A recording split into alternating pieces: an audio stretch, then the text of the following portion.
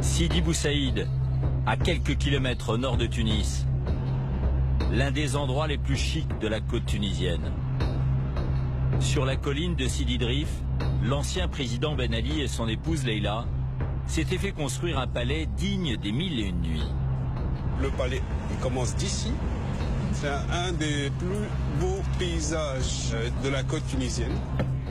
La Sadr El Mayed a été chargé par le gouvernement de gérer les biens de l'ancien dictateur, confisqués depuis la révolution du 14 janvier 2011. Salam alaikum. C'est la première fois qu'une équipe de télévision occidentale est autorisée à y pénétrer. Ben Ali a abandonné ce palais après sa fuite du pays. Désormais, c'est un véritable camp retranché, gardé jour et nuit. Pour rentrer, il faut des autorisations officielles et les gardiens vérifient tout. C'est la haute sécurité. Et ça va de soi. Vous allez découvrir la caverne d'Ali Baba. Le domaine est à l'image de l'ancien dictateur, totalement démesuré. Ben Ali a fait construire ce palais à partir de 2002 sur un ancien terrain militaire de près d'1 hectare. Personne ne connaît le prix des travaux. Seule certitude, ils ont été réalisés aux frais du contribuable tunisien. Ce que nous découvrons à l'intérieur dépasse l'imagination.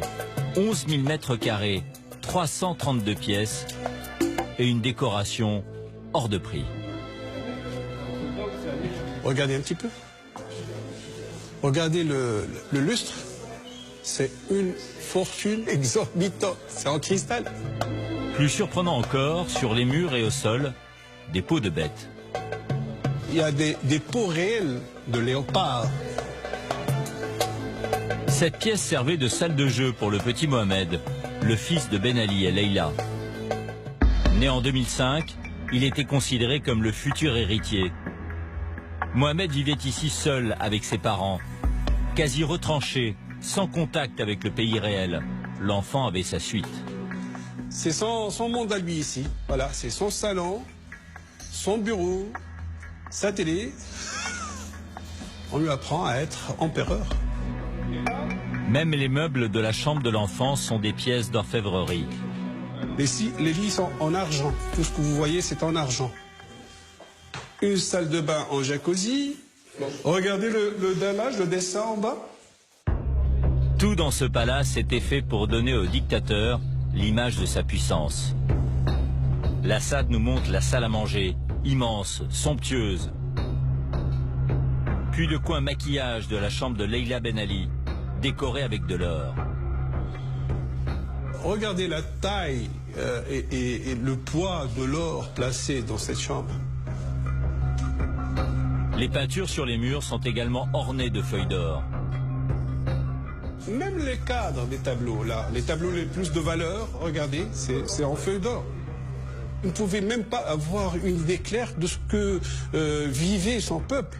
De voir tant de luxe sur un même endroit, ça me fait mal comme Tunisien.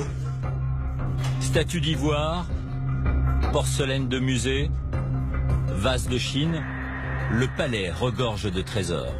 Avec l'argent détourné, le dictateur et sa famille ne se refusaient rien. La piste d'atterrissage de l'hélicoptère.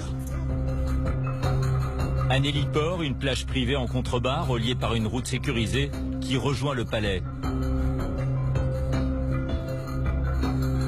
Une piscine sur la grande terrasse dominant la mer.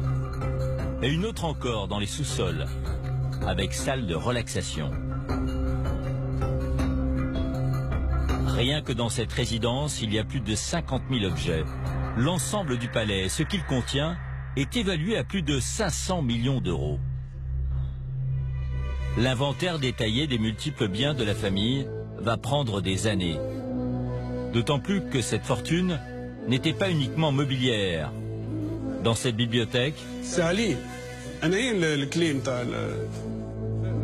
Un coffre-fort caché derrière un faux livre, comme dans les films. Voilà. Voilà, c'est comme ça, mais une tirette.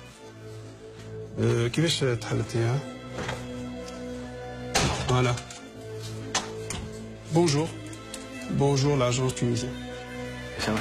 À l'intérieur, ce que découvrent les enquêteurs juste après la Révolution, sous le regard d'une caméra de télévision tunisienne, est à peine croyable. Des centaines de liasses de billets, notamment de 500 €, empaquetés sous plastique. Mais aussi des devises en provenance du monde entier. En tout, plus de 20 millions d'euros d'argent liquide. Une somme colossale abandonnée par Ben Ali au moment de sa fuite. Une goutte d'eau comparée aux milliards détournés par la famille durant son règne.